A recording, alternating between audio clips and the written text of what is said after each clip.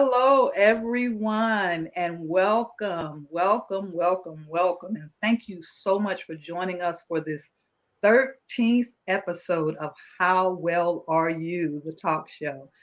Here at How Well Are You, we are committed to dismantling the stigma associated with mental illness. And I always say one episode at a time.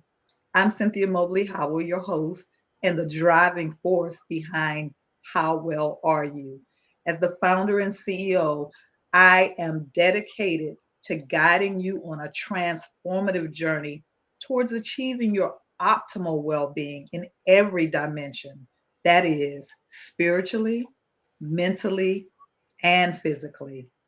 So, our mission is to empower you, ensuring that you emerge as the best version of yourself. How Well Are You? The talk show places a special focus on the topic of mental well being. So, we want to thank you so much for joining us as we explore all aspects of mental health. We fearlessly tackle every topic. We literally leave no stone unturned. So, for those catching the replay, feel free to leave a comment with the hashtag replay. Your presence is valued even if you're tuning in after the live session.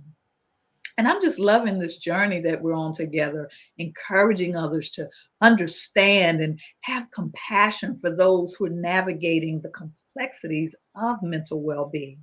So go ahead, hit that share button because we want everyone to know we're here right now. Your love and support means so much to us, and we want to hear from you. So don't hesitate to express your thoughts in the comments section.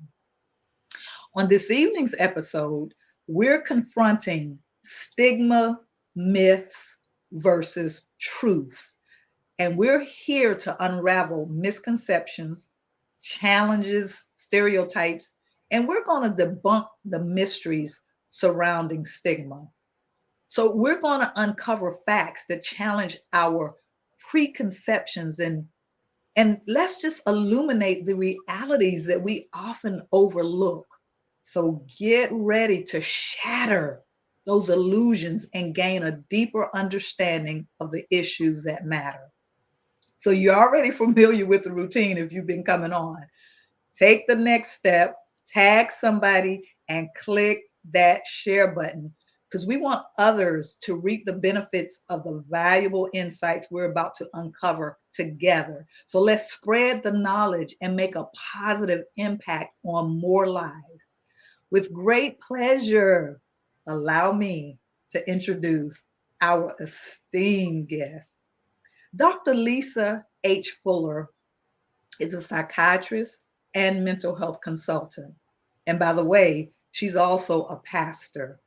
For more than 30 years, she's practiced psychiatry in Michigan, Ohio, Indiana, and West Virginia. I love it. She has a reach.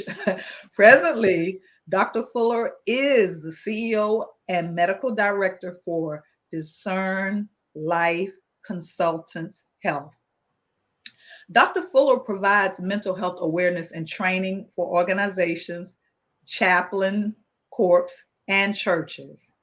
She has served, and listen to this, you all. She served and led mission teams on the continents of Africa, Asia, Europe, and North America with a focus on medical care, mental health, crisis trauma, leadership development, and spirituality. Dr. Fuller has been recognized for outstanding leadership in global missions by Second Ebenezer Church, Bishop Edgar L. Van, and I'm definitely familiar with Bishop Van, distinguished servanthood by the Liberian Evangelical Baptist Convention, that is the LEBCO, Gonta, Liberia, and master teacher and humanitarian by the Rapid Response Chaplain Corps. I'm sure There is much, much, much, much more that we can say about Dr. Lisa Fuller, but that is it in a nutshell. So let's all extend a very warm welcome to Dr. Lisa Fuller. Good evening, Dr. Fuller, and welcome. Well, thank you. Thank you. And it is an honor just to be here. So thank you for having me. Absolutely. And it's an honor for you to be here. And thank you for saying yes. I certainly appreciate you. I um, actually noticed you sometime last year, I believe, that you were actually on a podcast, Wisdom Wednesdays, with Dr. Mary Seegers. And that's where I first noticed you. And we also have in common, I believe, my teammate, I'm actually on his board of directors, Jeffrey Edwards, refers to you as his third mother. So that is definitely an honor. So again, it is so good to have you here. And we're just going to dive right in. We're just going to dive Okay. right in. One one common stigma is that mental health conditions are a sign of weakness. So could you share the truth behind that myth? Because at one time I probably thought that as well. And let me just put this out there and let you all know, for those of you who don't know, I am one of four siblings, the youngest and the only girl. My three older brothers were all affected by severe mental illnesses. My oldest brother, who was bipolar, died by suicide when he was about 32 years old. My middle brother, who is schizophrenic, has been missing for over 23 years. And my youngest brother, who's schizophrenic, has been institutionalized for over 36 years. So, just so you all know, I am no stranger to the world of mental illness. And I remember when my brothers, when we were all at home and they were having their issues, I did become frustrated and angry at times because I said to myself, why can't they just get it together? Why can't they be stronger? So, Dr. Lisa, could you share the truth behind that myth about mental health conditions being a sign of weakness and help our audience understand how mental health challenges are more complex than just a mere lack of strength? You said something that was really interesting. You talked about, you know, your brothers, how come they just can't be stronger? And that's a misconception because if someone has a broken arm or a fracture that their bone literally is sticking out of their arm, or if they have a heart attack or chest pain, I mean, these are illnesses that people talk about every day. If they have a stroke, if they're paralyzed, if they're in a wheelchair, for example, these are illnesses that you can see. And so people, they talk about that. It's more common. What people don't understand is that mental illness is very common, but they don't talk about it. Years and years ago, I recall, I'm from West Virginia. So I recall in the mountains, what they would do is they would put Uncle Joe or someone back in a room. They would bring the food to them and they would leave him alone or leave her alone. And they said, just, they'll be okay. Just let them have their time and their space. And they'd have a TV in there. And so sometimes they wouldn't come out either to use the restroom or they'd have a bathroom there in their room. And the idea was the kids would laugh and the people would say, oh, well, they'll be okay, just leave them alone. And they would spend literally years and years there in the room in the house. And they, you wouldn't talk about it. It's just so and so has a problem, or, there's something going on. The reality is that mental illness, I'm going to talk about depression, for example, it impacts every aspect of someone's life. And the reason I say that is because depression, for example, well, I should say any aspect of mental illness, there are different ranges. And what do I mean by that? Mild, moderate, severe, for example. And so it correlates with the level of productivity or the level of functioning. So therefore, when it's milder, maybe it's easier to cover up. When it's begins to increase in symptoms and signs, what happens is a person may not get out of bed. And I'm talking in particular with respect to depression or a depressive phase of a bipolar disorder. And so that affects their work days. For example, they may call in and can't call in anymore and may lose their job. They may not be able to meet, productivity or meet the responsibilities that's required on their job. In addition, it may cause discord in the marriage. For example, the spouse may say, why don't you just get it together? Why can't you do the things that you said you were going to do? I can't believe that you didn't go to work today. I can't believe you got fired. Why don't you just be strong enough? Let me go one further step. And I'm going to say this because this is a reality in the church. It may be, well, you just need to pray more. You just need to have more faith. Mental illness is a serious illness, just like hypertension, just like diabetes, just like heart problems. And there are chemical changes that can occur in the brain. So I say all that to say is that, yes, there is a spiritual component. God heals by signs, wonders, and miracles. God heals over time, and God heals by using clinicians. And I want to make sure that I say by clinicians. I didn't say clinicians only that are filled with Holy Spirit. I'm talking about clinicians because God can use anyone who he chooses. The other thing is that the person also, sometimes people are so depressed, sometimes people are so debilitated, sometimes they can't function, so they need the intervention. And it's important to, as they say, a village, it takes a village to raise a child. But when we are adults, it also takes a village because we're not isolated individuals. So for that spouse or for that adult child or for the mother or father, it's important that we dismiss these stigmas to realize there are challenges, yes, and the challenges on the family side as well as the person who's going through. They don't need your sympathy. Oh my goodness, I'm so sorry. And what they need is support. What the family needs is support. It don't need to be shunned. It doesn't need to be, like, oh, I'm not going to talk about it. What happens is bring it in out. What can I do for you? Or what can we do together? Let's go for a walk. Not let's go for a walk because you don't come out the house all the time. And it sounds really kind of callous, but the reality is the more we have these conversations, the more we talk about it, it brings it to the forefront. So therefore easily rolls off my tongue. High blood pressure, diabetes, stroke, heart attacks.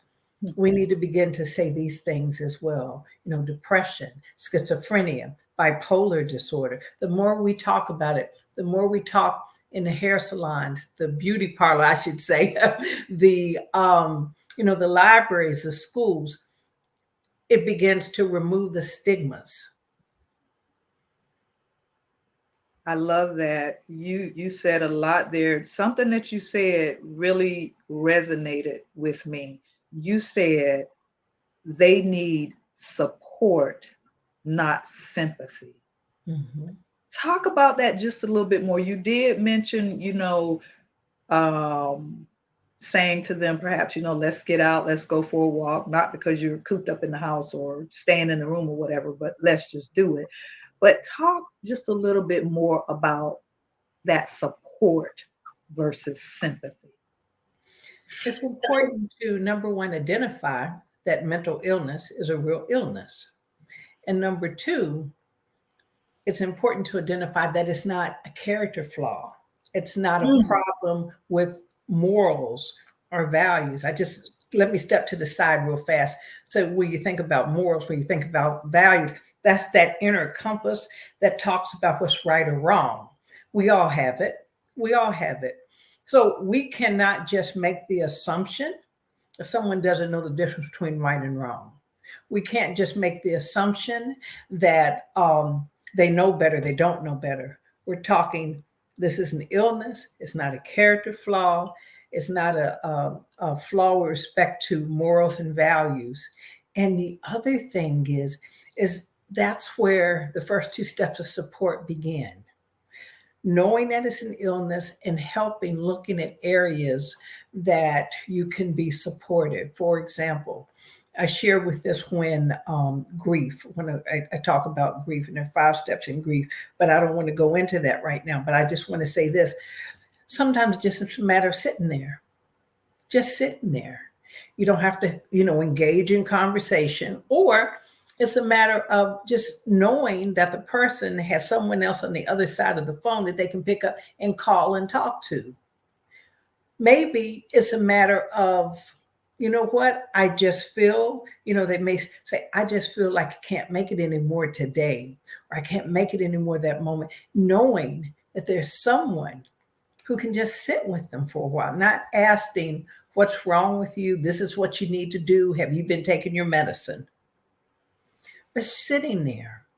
It may be a matter of, because everybody has bad days, everybody has good days. And sometimes there's a matter like, when it's an avalanche and, bad days flow, bad things flow in. And I'm not talking about like really bad things. I'm talking about just tires going flat, can't get to an appointment, things like that. But what happens is if you're already feeling down, those type of things without the support or without lack of a support system can amplify. They can be like 1,000 times, I'm exaggerating, but it can feel like a ton of bricks, just knowing that there's someone there.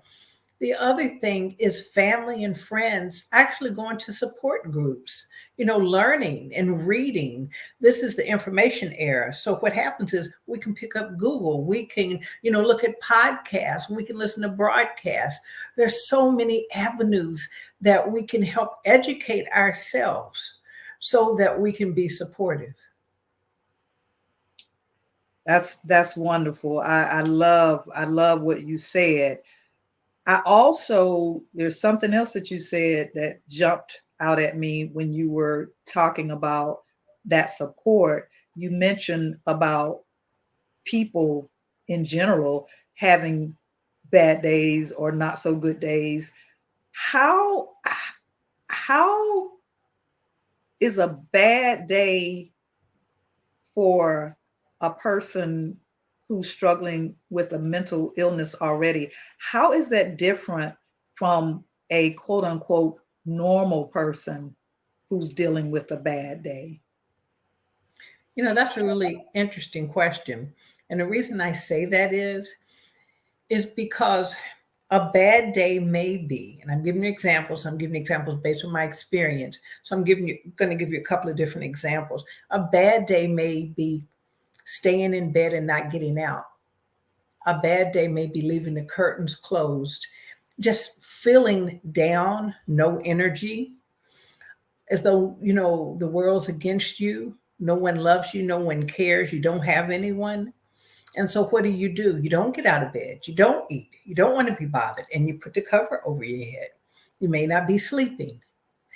And as a result, that one time can actually be creep into the night and creep into the next day. So that's an example.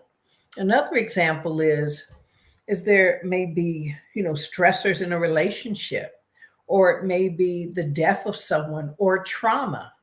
There's so many things, but the reason I say that is it may be, and they say the straw that broke the camel's back, it just may be one more thing. The person may be, just making it through, just going to work, just doing enough in quote unquote, as they say, survival mode, just to make it through the daily routine. And there maybe one more thing that just, precipitates, this is it.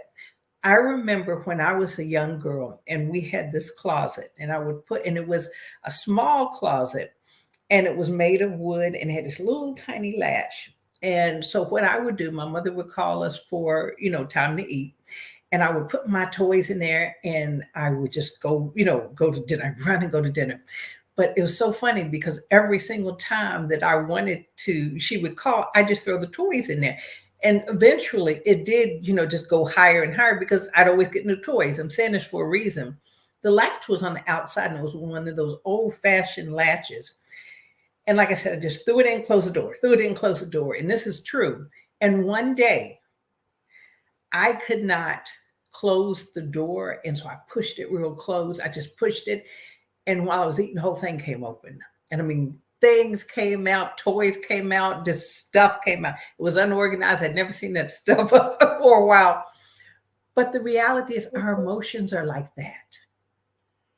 We can't, sometimes, if we don't deal with it, or if we don't deal with what's going on, or if we complicate it with, substances, for example, what happens is one day it just springs open. I mean, we can't control it. And there it is. And like I said, I made light of it. But the reality is that really did happen to me. And so what was my consequence as a child? I had to go through, pick up what I wanted and throw away what I didn't want.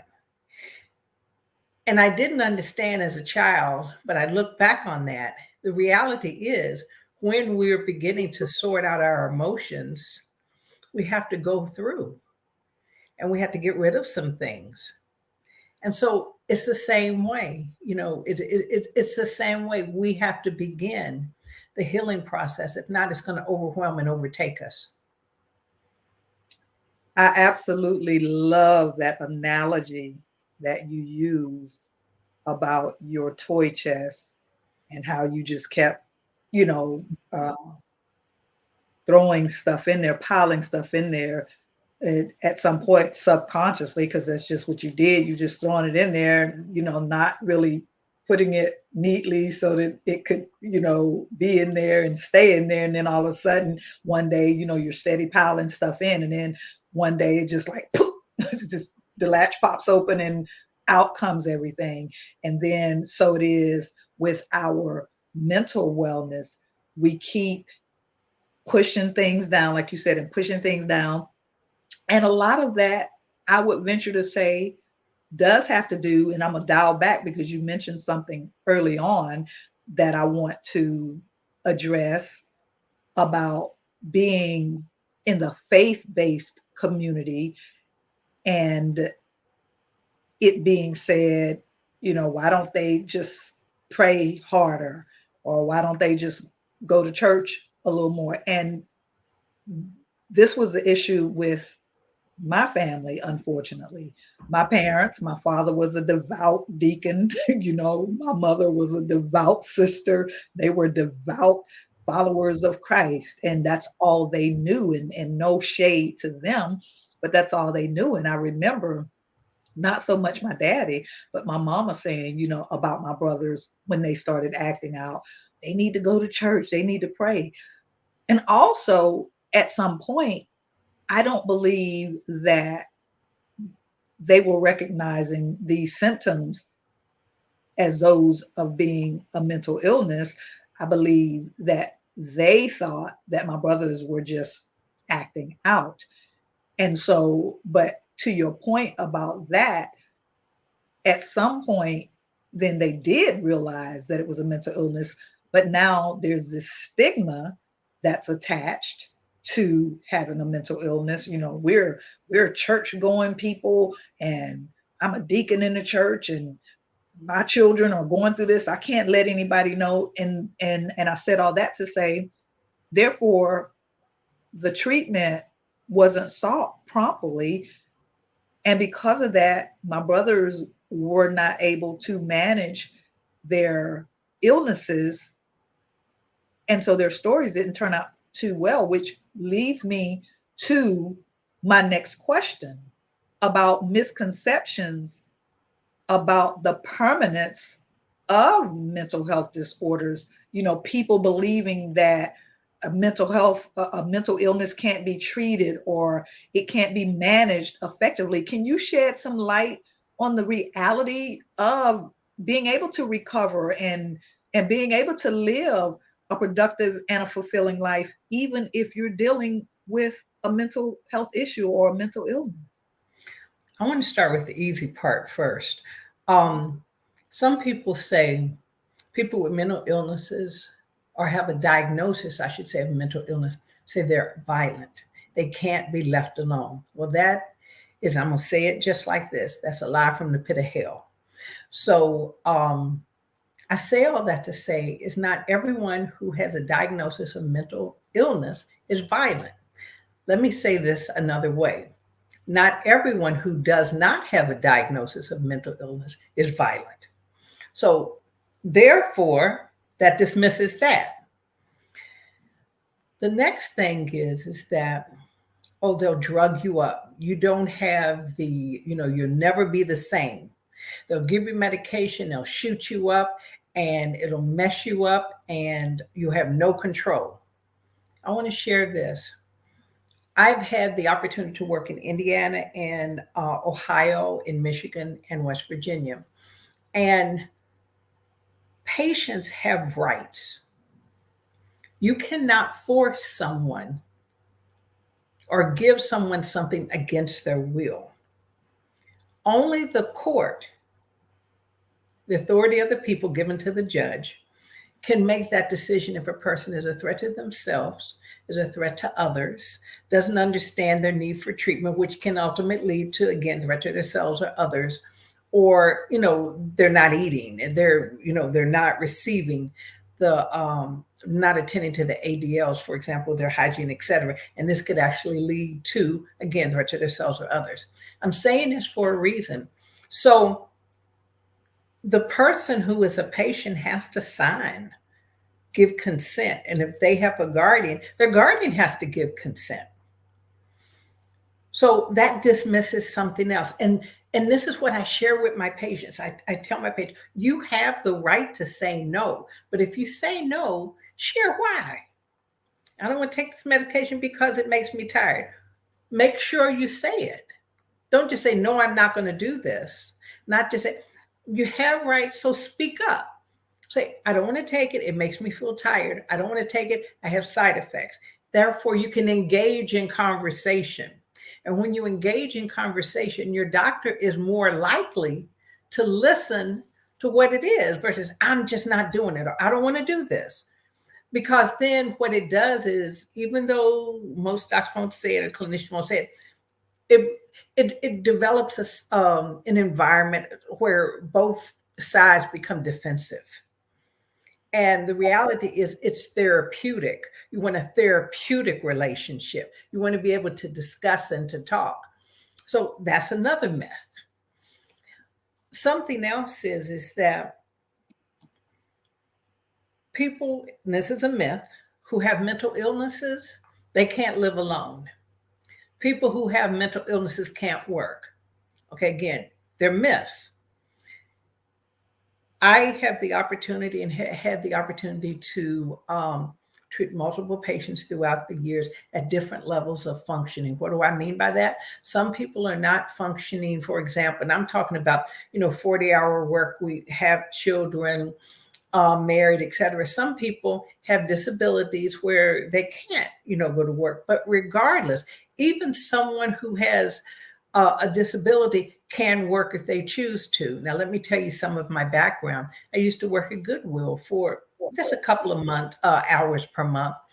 And we had the opportunity to encourage and to support people with dual diagnosis disabilities who was working in addition to receiving their Social Security disability. And again, you're not going to have someone saying you have to work, 36 hours, 24 hours, et cetera.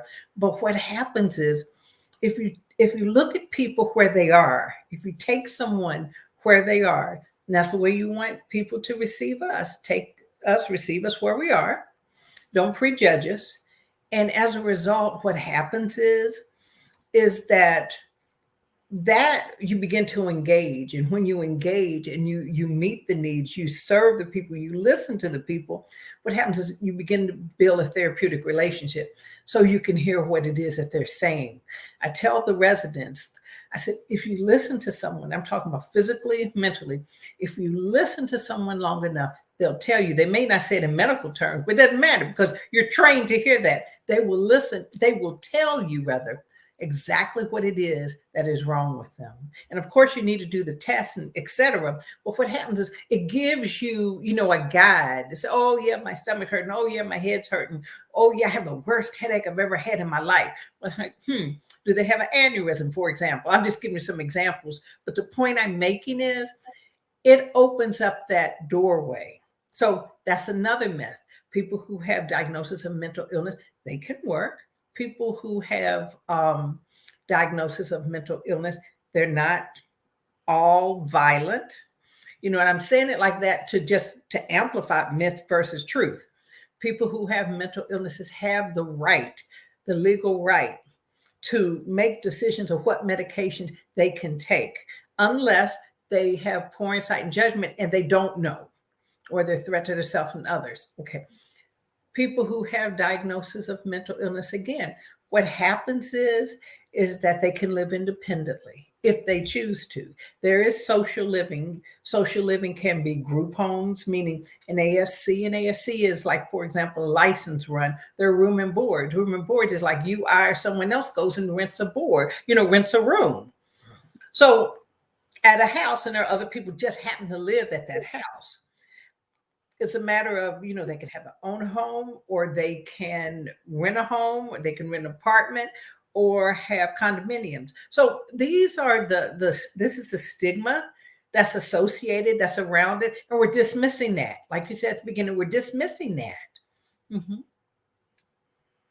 And you have spoken the truth, because remember, not one, not two, but all three of my siblings were affected by severe mental health issues. Therefore, my family ran the gamut. I said that to say we had one that was pretty violent. That's the one that's been institutionalized for 36 years. He's actually in an institution for the criminally insane, because he was the one that you didn't want to encounter on one of his bad days. My brother who committed suicide he was bipolar, but he was very laid back. He did not, for lack of a better word, and you could probably give me a different term since you're a psychiatrist, he didn't act out unless he was agitated, unless something was agitating him, and he would act out. The one that's been missing, he was very subdued. He was very quiet. He didn't bother anybody. So you're absolutely right. As far as working, my brother that's institutionalized for 36 years, he tried to work on many occasions, but because of his schizophrenia, but it wasn't necessarily because of his schizophrenia, it was because he was not medication compliant. And this was before, he became institutionalized. He would, once he would either do the 72-hour hold, either because he wouldn't comply there and would have to be sent to the state hospital. But once he was released from wherever he was released from, he's that guy that never did the follow-up thing. So he was just totally unmanageable. He was just always popping off somewhere out in the streets, popping off. I would call him a menace to society, if you will. But so I know what you say is true. And what is hurtful to me is that because of lack of early intervention, their illnesses were not manageable. I really believe that had they gotten the treatment that they needed when they needed it, I don't believe my oldest brother would have ended up committing suicide. And he was actually in a state hospital as a resident when he committed suicide. I don't believe my middle brother would be somewhere wandering around the world and nobody knows where he is. And I don't believe my youngest brother would be institutionalized for 36 years. Because again, when they were displaying symptoms, And once the symptoms were recognizable, then no one took the proper measures to get them the treatment that they needed. I also know you're very on it, because when my one brother, the rambunctious one, the one that I call him, that's been institutionalized for 36 years, when he was in a state hospital for many years in the beginning, my mama was constantly getting the court injunction because they were having to court order him to take his medication because he refused to take his medication, so he was out of control. So like every week she was getting, a court order. We had to court order him because she was his guardian. And so I know that you are telling the truth as far as talking to them. And Brandon said it earlier. He said, very true, we need to listen. Because people have mental illnesses doesn't mean they're unintelligent, doesn't mean they're stupid. They still have good sense. My brother has good sense. And even now, it's been the last few years, because I stay in contact with him. I make sure I'm in contact with him. I'm in contact with the facility. I'm in contact with everybody. I let everybody know he's not a stat. He's a human being, and he has a sister out here that loves him. But I remember some years ago that every time I would talk to him, we were talking like on a weekly basis, and he was, and he was like, well, let me just get off the phone because I can't. And I'm like, at first I wasn't paying attention. And then one day it hit me, wait a minute. Either when I talk to him, either he's bouncing off the walls or he's so listless that he can hardly function. What is the problem here? We need a happy medium. So I was talking to his counselor, who, because my brother had been institutionalized for so long, by this time, I had built a rapport with them. So we were good. But I kind of offended him because I was like, wait. And he kind of, I was on a bad day this particular day. And I was kind of ticked off because my brother was like, he's like, I can't shave. I don't even want to get up to go for breakfast. And I'm thinking, wait a minute. So I said to his counselor at the time, I was like, hey, what's going on? I said, either he's bouncing off the walls or he's totally non-functional. We need a happy medium here. What is going on? What is going on with his medications? And, he was like, well, he would have to give you permission. And little did he know, first of all, I had worked in the field as clerical support. So I knew all that lingo. And when I started talking to lingo, he stepped back and he's like, wait, well, let me get him to consent, that I'm able to share information with you. And I understand HIPAA and all of that. Long story short, he did.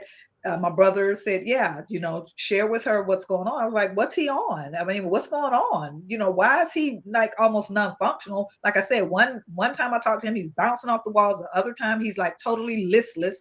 So anyway, the counselor shared with me, he said, well, we're about to get a new medical director and he's going to evaluate, all of the patients and he's going to adjust the meds accordingly, blah, blah, blah, blah. Within 2 weeks, my brother was acting like a human being because that true to what he said, when that new medical director came in, he did do an assessment and he did adjust my brother's medication and he was much better. And my brother, like you said, was telling them, hey, I don't, he couldn't even get up and do his activities. He didn't even want to go and do stuff. But I know what the issue was because I know my brother and they know him. He's been in the system long enough that they know him. So that, in my opinion, and I could be wrong, they were just keeping him subdued so that he wouldn't be, because he was the kind, he could become violent with staff. He's okay now. He's cool now. I was talking to him the other day, and I was like, "How are you doing?" He'll be 68 next month. He was like, "I'm just trying to stay out of trouble." But I understand now that I think as he's gotten older, he's mellowed out a lot too. He ain't got all that rambunctiousness.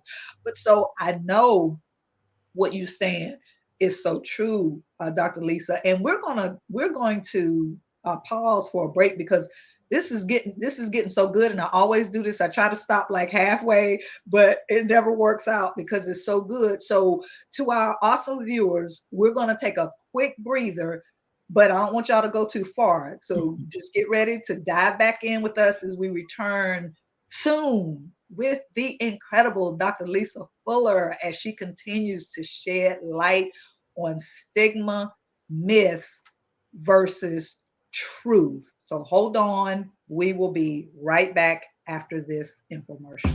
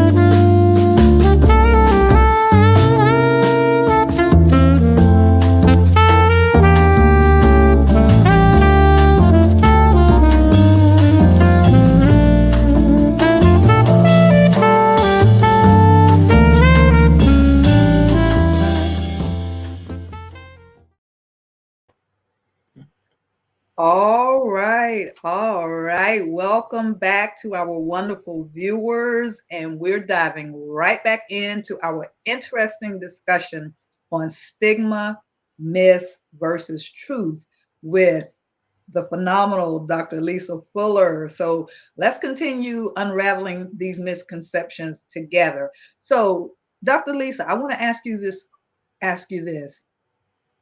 Stigma sometimes leads people to believe that seeking help for mental health issues is unnecessary and that individuals should just be able to snap out of it on their own. And I think we kind of somewhat talked about this. You alluded to this a little bit.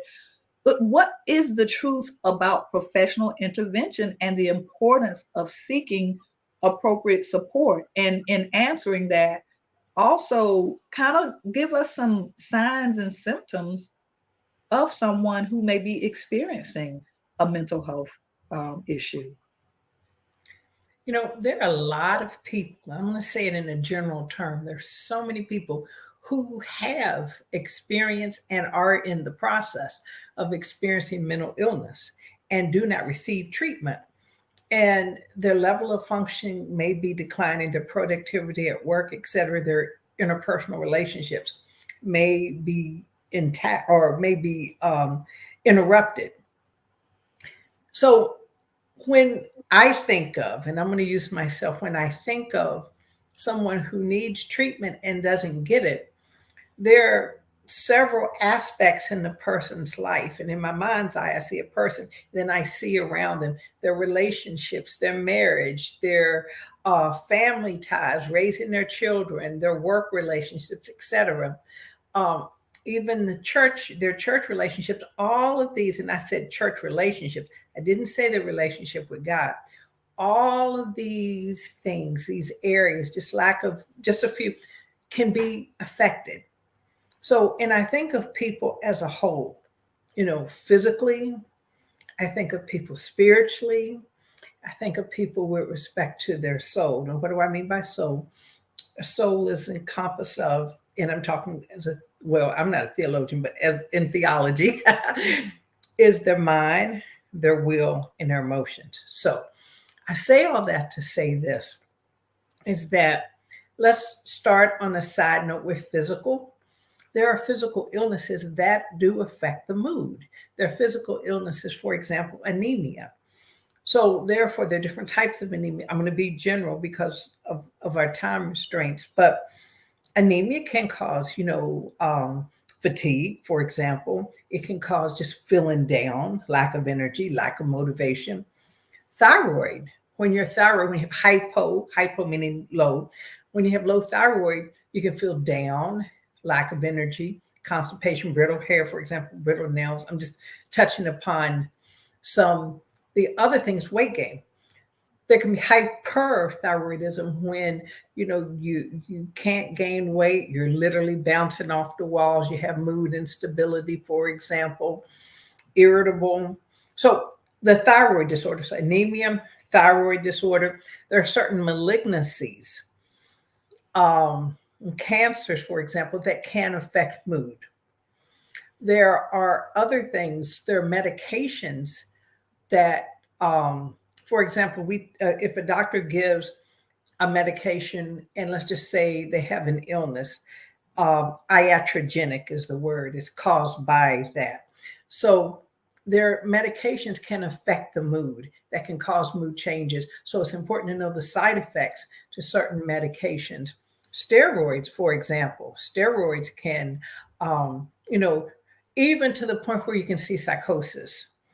And so in years, 20 years ago, as a resident, well, it was a little bit more than 20 years ago, but the point is, I remember having, and the reason I remember this is because it was the first time I ever seen it. A person had thyroid disorder, and that person experienced psychosis. And so, of course, you go back in the books you read, and you don't ever forget these, type of cases. You put them in your memory bank so that you can build upon the experience. It's like, okay, I've seen this before, and you never forget that in case you see it again or you're aware of, and you monitor for that.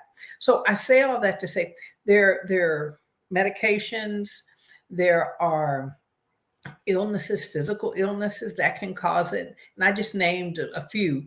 For example, I can say anxiety disorders. How should I say that? There is the manifestation of anxiety that can be created or can be seen or precipitated or triggered as a result of some type of heart problems, for example, or valve problems in particular, like mitral valve prolapse, for example. I say all that to say is that so we can't dismiss anything being a whole person. That is why it's so very important when I see my patients, I want a physical exam. I want certain labs so that I can see what's going on, that the person may have not been to the doctor in years. The person will like, get this, I'm not going to the doctor, but there may be something else going on too. So we have to look, we have to do our due diligence. It's very, very important. And where does that start? It starts with your primary care doc. And it's not unusual. It's not unusual. Now, let me kind of move to another area. There can be just regular everyday stressors, like someone having a test, or someone, when I was going to med school, we had block tests. So we'd have all our tests in the whole unit, of all our studies, we have them in 1 week. And that really is very, very stressful. But that's the way we had it. And then we'd have studying. Then we'd have another, set of blocks. That can create a tremendous amount of stress. So if someone already has stress and now they're going through blocks, again, there were people in the class, 2 classes behind me. The person did require, having to take off time because it was too stressful. So there are different types of experiences. And again, socioeconomic challenges, not having money, not having transportation, not being able to get to the doctor. There's several factors that the environment can, victims of domestic violence, just a lot of stressors, addictions. And the addictions, the substances, for example, can have mental health, I should say mood, for example, psychosis, depression, etc., associated with that. So yeah, it's not just like one particular thing. We have to, and again, we're talking about, and this is what I do. I look at the whole person. I look at what are they going through. In the community mental health, I rely on the therapist and the case manager to provide me that information. As a private practice, in my private practice, I have the luxury and the opportunity, I should say the privilege and luxury of seeing the person because there's not a time restraint. And I can talk to the person and the problem is though, is that not everyone can have a private psychiatrist.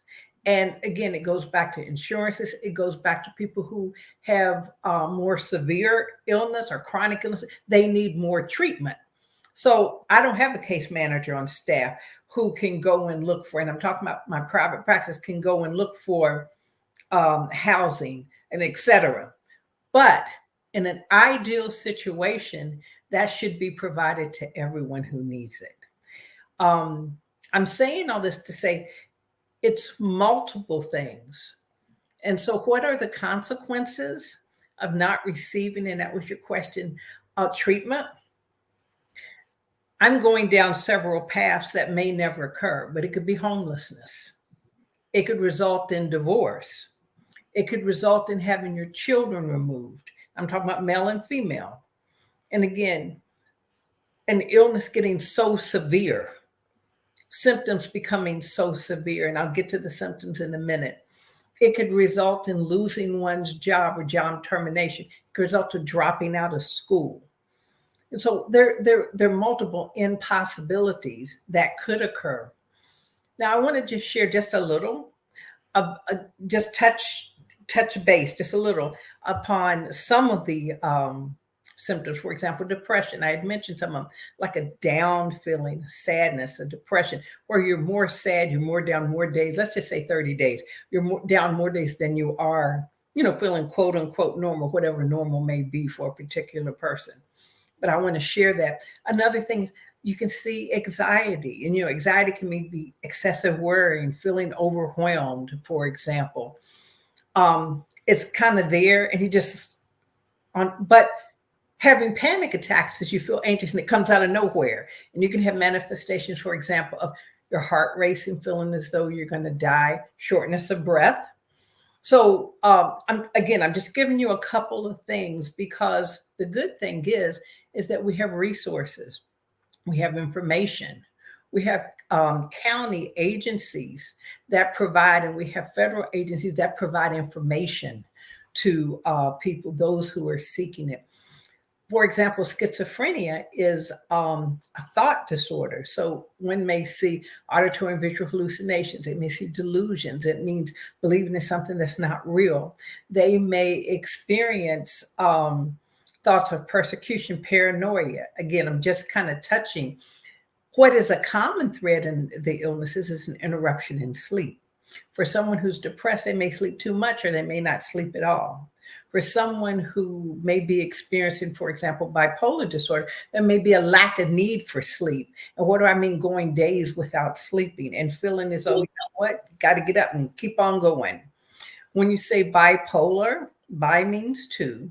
So therefore, there's a depressive phase, and there is a quote unquote manic phase. And again, I'm just touching the is that there are different levels, like bipolar 1, bipolar 2, for example, but I'm just being general. You may see the mania, you may see the depression, you may see the episodes. It may happen in cycles, for example. So there are, and so I say all that to say, when we think about heart problems, and I want to give you a concrete example. When one thinks about heart problems, what do you think about? You can have valve problems. You can have ventricular problems. You can have chest pain. You can have, you see what I'm saying, rapid heartbeat. You can have too slow. You may need a pacemaker. So mental illness also has diagnosis. And in those diagnoses, there are most definitely, like I said, diagnosis, severity level, et cetera, too. Wow. I know that's a whole lot. It is. It's very interesting though, because as you're speaking, I'm just sitting here reflecting, because as I said, like, I lived in a house that ran the gamut. So I can validate everything that you're saying, because I actually experienced this with my brothers. Now, I have one last question for you, and it's very interesting because I'm going to share this comment and then ask the question. Pastor Tati Yana Davis, Pastor Tati said, sadly, some of our children are misdiagnosed early on. Many are never diagnosed, and their mental health ramps up over time. I'm just sharing some of what I've been dealing with over the years. Now, here's the question. It's funny that she would uh, say that because my question to you was going to be, there's a lot of myths around the idea that children can experience mental health problems or that their issues are just a phase. And see, again, this is what we experienced in my family because my brothers were young, in their teens, and boys will be boys or adolescent, puberty, whatever it is that they go through. So you're thinking it's a phase. So as a psychiatrist, what insights can you offer to help us understand the validity of mental health concerns in young individuals and the significance, again, which is a pet peeve and a passion of mine, of early intervention? And you did mention some signs and some symptoms. And like you said, there is so much information out there, people. And if you suspect that someone is experiencing a mental illness, what I always say is, let me put it this way. JoJo. Y'all know JoJo, and we know JoJo acts a certain way. But we know if JoJo is doing double time, there may be something going on other than JoJo just being JoJo. And Dr. Lisa mentioned it earlier. There's so many resources out there. One of a resource that I think is a very good resource is NAMI, the National Alliance for Mental Illness. It is the largest grassroots organization in the U.S. Surrounding mental illness. Just Google, and I'm not saying that what you Google is going to be necessarily accurate. Of course, a lot of it is accurate, but you always want to make sure that you're comparing it with a professional. So to get back to the question, yes, as a psychiatrist, give us some insight and help us to understand and be able to recognize and point out and take seriously mental health in young individuals. And I'm sorry, let me say this. I remember when I was working as an emergency room registrar back in the 80s, someone brought their 4-year-old in who tried to kill the baby. This boy was 4 years old trying to kill his. Now, I know, we can talk about, the jealousy and all of that, but obviously there was some stuff going on, and I can't remember because it's been so long ago, what happened. I'm sure I read his chart afterwards because I want to know what they did. But talk to us about that, Dr. Lisa. Well, some of this may not sound so great, but here we go. The time that we're living in, and I can even go back to when I was a child, but what happens is, to me, it's night and day. I mean, it's night and day. I mean, going to school, just with hearing the fact that someone went into a school and shot up, and it's everywhere. You can't shelter your children from it because it's on the news, it's on the internet, it's on, Yahoo, et cetera, AOL, or wherever it is. But the point I'm making is, it's on CNN. It's there. It's in your face. You can't dismiss it. So that's unnerving within itself.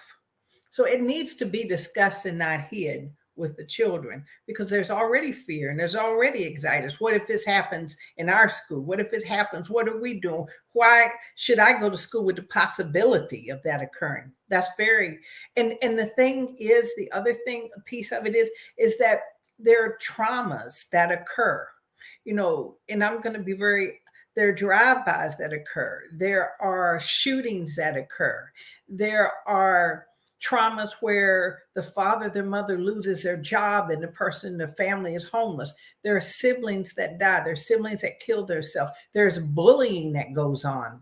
I haven't even started to talk about other issues, but the point I'm making is, so these are some of the things that children have to deal with. And we cannot dismiss, and like I said, I can say a lot, but we can't dismiss the family unit. The impact that it is making on the family unit. I'm talking about single families, married couples, whatever, the family unit, because you said support. The family needs support. I have the privilege of working with one of the nonprofits. It's a larger nonprofit. I'm on and off for about 20 years, and it's exclusively with children.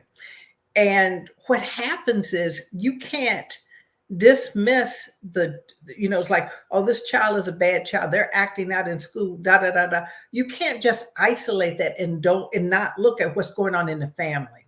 What are the dynamics that's going on in the family? What is occurring? Did a parent, did they get divorced and now they don't see their father, or they don't see their mother? Did their, one of their siblings die? We can't dismiss that. And so it has to start with family therapy. It has to start with awareness of what's going on in the environment, talking about it, having programs like this. The other thing is, yes, there are some children who do have true diagnosis of ADHD. But the reality is, now this is me, this is how because I'm conservative. I practice medicine conservative, whether they're adult or children, young adults, etc. The reality is, what other interventions have been attempted prior to giving medication? And I think that's really, really important, because is it a matter of managing time? Is it a matter of, and I'm talking about in addition or beyond ADHD, I'm talking about, is it consequences? Is it the relationship between the parent and the child? Is the parent allowing the child, when the child acts out, for example, are they not disciplined or setting consequences? And when I mean discipline, I mean setting consequences, like taking privileges away, taking the phone away, taking the TV away. So what can we do as a village, because we all have family, we're cousins, brothers, sisters, etc. What can we do as a village to help? Because the crisis, and I'm saying it just like that, it belongs to all of us. We can't dismiss it. We can't hide from it. We can't say it doesn't exist, because it's either what coming down your road, just left you, or it's with you, at the present time. We can't dismiss this. The children literally are our future.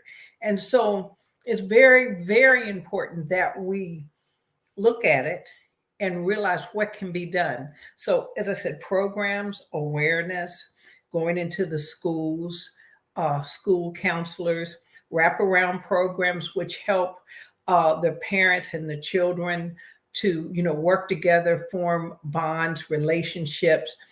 The other thing is having an idea of what's going on. For example, there are certain illnesses, diagnoses that may mimic, I'll just make up something. For example, sleep apnea. I'm just making this up. Someone who doesn't experience sleep, they're going to be irritable. They're going to be anxious. And so do you give them a sleeping pill or a benzodiazepine versus a sleep study? I'm just throwing ideas, suggestions. The point I'm making is, with children, it's the same thing. We got to do our diligence and look at the parents as well. Look at the family structure as well. Very, very, very important. And some people say, yeah, but the kids are getting overdiagnosed with ADHD, et cetera. But again, could it be a result, a trauma-induced reaction? So, could this child be, maybe bullied, and they are experiencing this, they're withdrawn and they're angry. So that's why it's very, very important that we, scratch the surface, look underneath the surface, and what else is going on? A child who's, anxious, angry, isn't going to go into someone who is like an adult and say, well, I'm depressed, I'm experiencing crying episodes. They may kick you, they may bite you. So the point is, again, being aware and working as a unit, as a team, and looking at the overall village. Mm-hmm. I absolutely love how you broke that down. Wow. I cannot believe we are nearing the end of this engaging conversation. And we just want to thank everybody for joining us tonight. And we look forward to connecting with you again in our next episode. But before we wrap up, Dr. Fuller, could you just please share some parting words of wisdom and encouragement with our viewers?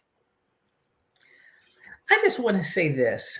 Um, it does not mean that you have a character flaw. It does not mean that you have lack of faith. It does not mean that you don't believe in God and Jesus, that you have a diagnosis of a mental illness. If you had a nosebleed and it was bleeding for 15 minutes, you'd go to the emergency department probably. If you experience chest pain, you'd probably go to the emergency department or urgent care.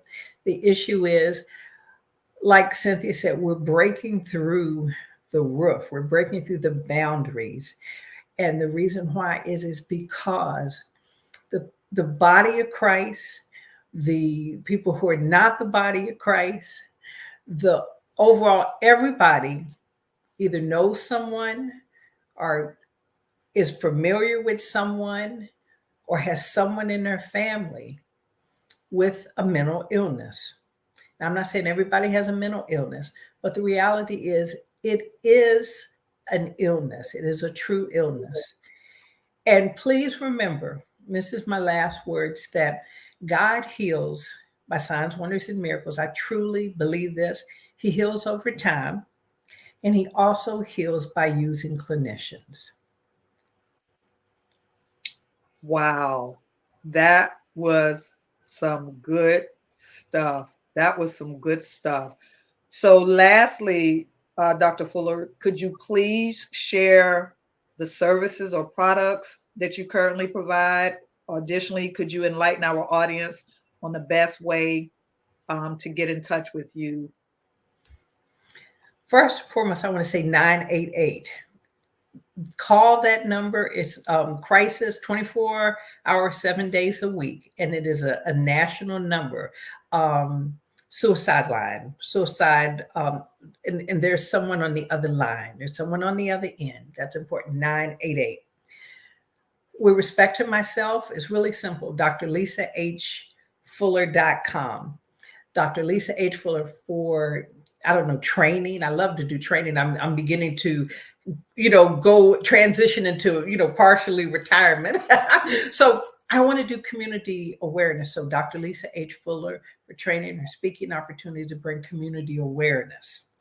The other thing is, and if you allow me just a second or two, we have a book that is actually coming out in a couple of weeks. There are 5 mental health clinicians that are Holy Ghost filled, and they share not only one, their experience, but how God uses them to be compassionate with others. Now, why am I saying that? Because what happens is that, again, it's breaking down the barrier, saying, you know what, if they can be transparent and share, and now they're sharing how God uses them to help other people, then guess what? It will help decrease the barriers, help break through the barriers. So that and my private practice, you can go on my website, Dr. Lisa H. Fuller, and just, type in a phone number. Don't put all your information, but for confidentiality, or you can just give me a call. But drlisahfuller.com, and my private practice. And if I can't help you, if you need more treatment, then I'll definitely refer you to some agency that will be able, hopefully, to address your needs. Thank you so much for that, Dr. Lisa. And as we bring to a close today's episode, remember that shedding light on stigmas, myths, and truth is essential for fostering understanding and empathy. So, by challenging these misconceptions, we pave the way for a more inclusive and compassionate society. Let's continue to dismantle stigma and embrace the power of knowledge. And again, we want to thank you all for joining us on this enlightening journey. And we want to express our heartfelt appreciation once more to Dr. Lisa Fuller. Your presence this evening and your insightful sharing your expertise on this chosen topic has been extremely helpful to me. And I know it has been to our viewers. So this has been How Well Are You, the talk show, where we're dedicated to erasing the stigma surrounding mental illness, one episode at a time. I'm Cynthia Mobley Howell, concluding for the time being. And remember, keep smiling, stay positive, and take care of your minds. And as you already know, I'm not keeping quiet anymore. Anybody knows me, they know that that's my mantra. So we're looking forward to connecting with you again next week. But until then, may you have a peaceful, peaceful evening. God bless.